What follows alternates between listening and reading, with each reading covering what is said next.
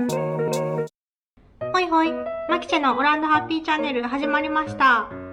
今日は天気はいいんですけど、風がめちゃくちゃ強くて外に出られそうにないので、もう完全におうちモードでラフな格好をして過ごしてます。ちなみにこのスウェットなんですけど、この間ハーレムに行った時にナンバーナインっていうセレクトショップがあって、そこで買いました。ナンバーナインの店舗はアムステルダムとユトレヒトとハーレムにあるらしくって、ヨーロッパのブランドを中心にセレクトしているようなお店で、メンズレディースともに取り扱いがありました。私が買ったのはニンフっていうデンマークのブランドのスウェットで、裏起毛になっているし、カラーブロックでとても可愛いです。値段もそんなに高くなくって70ユーロいかんぐらいだったかなと。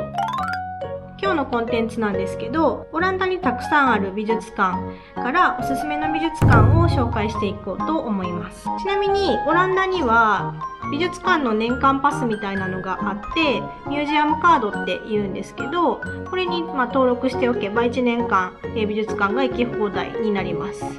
写真付きでね、あります。ただし、このミュージアムカードがたまに対象外の美術館もあります。ではまず一つ目に紹介するのはラインチェミュージアムです。日本でもおなじみのミッフィーの美術館で、日本でミッフィー展に行ったことがあるんですけど、神戸でやってたかな。それは割とミッフィーの絵本がどういう風にできたかとか、作品の原画だったりとか、作者のディック・ブルーナさんの歴史だったりとかっていうのを展示されてるのが日本のミッフィー展だったんですけど、オランダにあるナインチェミュージアムはどちらかというとミッフィーの絵本の世界観に入り込んだような子供向けのアミューズメント施設っていう感じでした。ディック・ブルーナさんの生まれがユトレヒトなので、ユトレヒトにあります。ちなみにナインチェミュージアムもミュージアムパス使います。2つ目に紹介するのはライクスミュージアム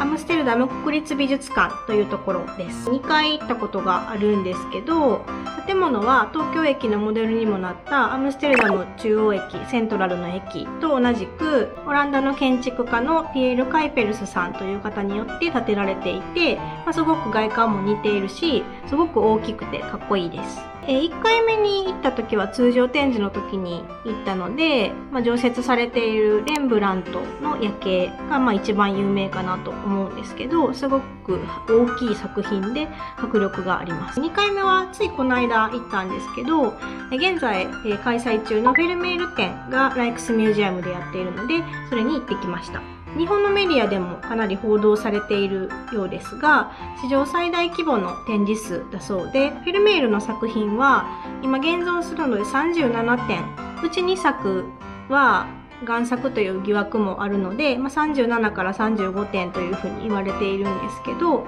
そのうちの28点がこのライクスミュージアムに集まってくるということで、かなり注目されているようです。真珠の耳飾りの少女の絵だったりとか、牛乳を注ぐ女の絵だったりっていうのもありました。フェルメールの作品はとても色合いが綺麗なんですけど、ダ・ヴィンチのモナリザと同様に、やっぱ有名な絵画はかなりサイズが小さいです。もうチケット自体も売り切れてしまっているぐらいかなり人気の展示になっています。私として行った感想は、フェルメールの色合いすごく綺麗だし、いいとは思っているんですけど、あまり宗教的な意味合いを持つような絵画がフェルメールは描いていないっていうのと、構図が左側に窓があって、窓を見つめながら、手紙書いてたりとか牛乳を注いでたりとかっていう風な構図が多いので、ちょっと私的には飽きてしまったかなっていうのがありますが、なかなかない機会に行けたので良かったなと思っています。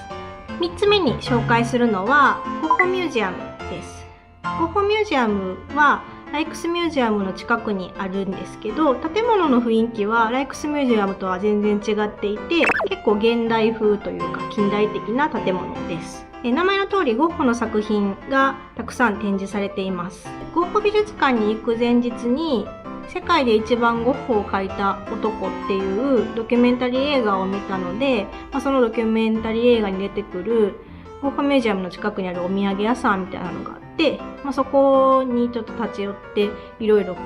感慨深いなと思いました。ぜひその映画も面白かったので見てみてください。でゴッホミュージアムに行った際にちょうどクリムト展が開催されてたので、ゴッホの作品も見つつクリムトの作品を見に行きました。ゴッホも好きだけどクリムトもかなり好きなので、クリムト展楽しみにして行ってたんですけど、一番有名どころの接吻は置いてなかったですね。金箔を最初に使った作品とされているユディトっていう宗教的な背景がある絵画なんですけど、それはすごく本物見られてよかったなと思います。ちなみにライクスミュージアムとゴッホミュージアムもミュージアムパス使えます。